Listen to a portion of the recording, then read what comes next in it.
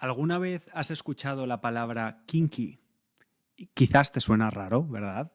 O quizás estás pensando que tiene algo que ver con la palabra inglesa kinky, que se usa para hablar de prácticas sexuales poco convencionales, pero no, no tiene absolutamente nada que ver. En inglés, kinky habla de cosas relacionadas con el deseo, con lo sexual, con lo extraño o tabú. Y si tienes curiosidad, en español usamos la palabra fetichista. En cambio, la palabra española kinky, con Q de Quebec, hace referencia a otra cosa muy diferente. Kinky es un término coloquial que se empezó a usar en España para referirse a jóvenes delincuentes, generalmente de clase baja, que vivían en barrios periféricos, en las afueras de las ciudades, y lo hacían en situaciones de pobreza y marginalidad. Muchos de ellos eran conocidos por cometer pequeños robos, consumir drogas, como la heroína, y vivir al margen de la ley. Y el origen de la palabra parece estar en una deformación de la palabra quincallero, que era una persona que vendía objetos de poco valor, como utensilios de cocina o herramientas, y muchas veces de manera ambulante, por la calle y en mercadillos. Con el tiempo, ese término se asoció a personas de etnia gitana que hacían esta actividad y luego evolucionó hasta convertirse en kinky con un significado más relacionado con la delincuencia juvenil en las ciudades en los años 70 y 80. Hoy te voy a hablar del cine kinky, un cine que no se menciona en los típicos libros para aprender español, esos que te hablan de Almodóvar, del flamenco, de la paella, pero no de esto. Y sin embargo, el cine kinky fue durante un tiempo el reflejo más crudo, más directo y también más incómodo de una parte muy concreta de la sociedad española. Una parte que existió y que fue muy visible en los barrios de muchas ciudades. Te lo voy a contar todo con calma, con ejemplos, con contexto y, como siempre, con el principal objetivo de que mejores tu español, especialmente la comprensión, disfrutando del proceso. Y antes de empezar de verdad, te recuerdo que tienes disponibles recursos gratuitos en la web SpanishLanguageCoach.com.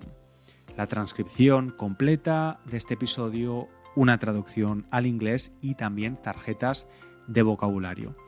Están ahí para ti, para ayudarte a entender mejor, para repasar después, para quedarte con esas palabras que quizás te suenan pero no dominas del todo.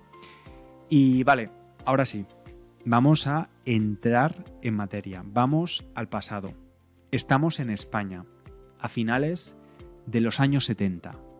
Ha muerto Franco, el dictador que gobernó el país durante casi 40 años en un ambiente claustrofóbico de represión, y el país está empezando a cambiar. Poco a poco, la censura se empieza a relajar. Ya no hay que pedir permiso para contar según qué cosas en las películas. Y claro, de repente muchos directores, muchos artistas y también muchos productores que no eran artistas, sino simplemente empresarios, ven una oportunidad para mostrar lo que antes estaba oculto. Los cuerpos, el sexo, la violencia, la delincuencia, las drogas, lo que no salía en los telediarios, en la tele, ni en los libros, empieza a aparecer en el cine. Y aquí es donde aparece el cine kinky. Como te he dicho antes, la palabra kinky era una forma coloquial de llamar a los jóvenes delincuentes de clase baja, normalmente de barrios obreros, que vivían en situaciones de pobreza, de exclusión. Muchos de ellos robaban para poder comprar heroína, que en esos años hacía estragos en España. Y por cierto, estudiante, cuando decimos que algo hace estragos, queremos decir que causa mucho daño, muchas consecuencias negativas. En este caso, la heroína causó estragos porque destruyó muchas vidas, provocó adicciones, enfermedades, muertes y también mucha violencia en las calles. Hacer estragos es una expresión que usamos para describir un impacto muy negativo sobre algo o alguien. Y es importante entender por qué se disparó el consumo de heroína en aquellos años.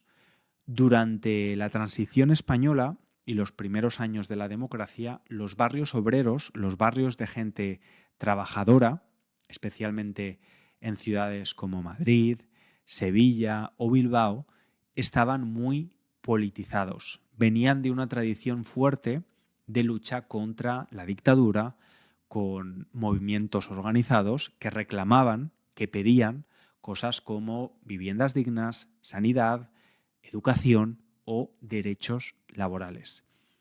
Eran barrios combativos, con asociaciones vecinales muy activas y una juventud organizada. A partir de los años 80, coincidiendo con la llegada de la heroína, esos barrios se vieron arrasados por la droga. La droga hizo estragos. Miles de jóvenes murieron, otros fueron a la cárcel y estas comunidades estaban más débiles.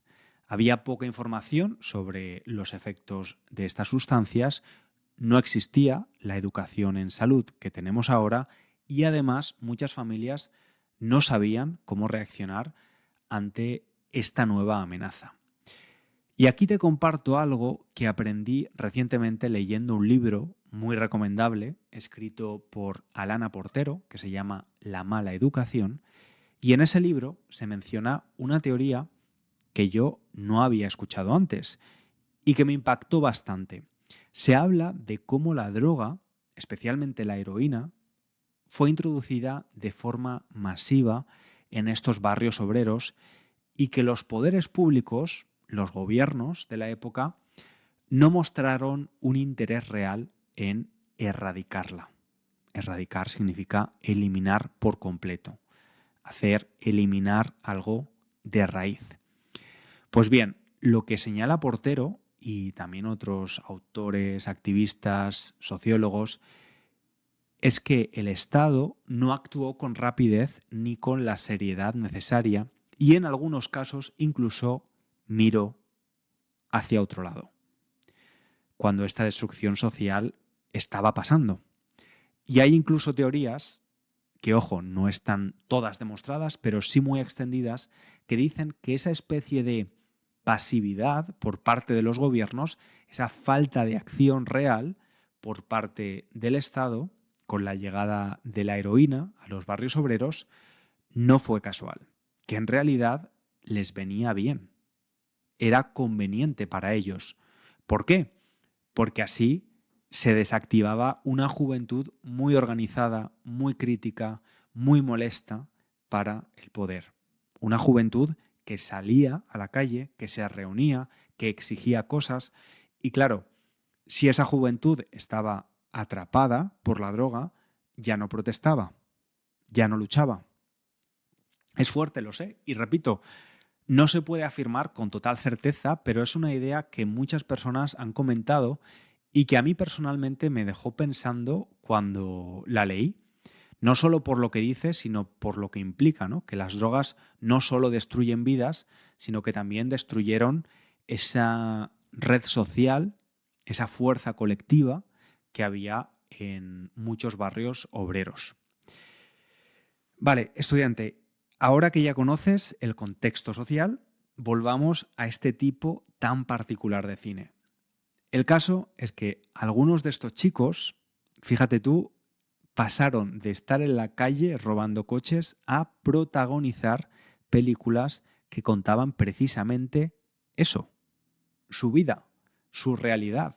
Estas personas se convirtieron en actores y actrices y uno de los directores más conocidos de este género fue Eloy de la Iglesia, un director que venía del mundo del cine, pero más tradicional, y que decidió que había que contar estas historias incómodas, esas historias que nadie quería mirar de frente.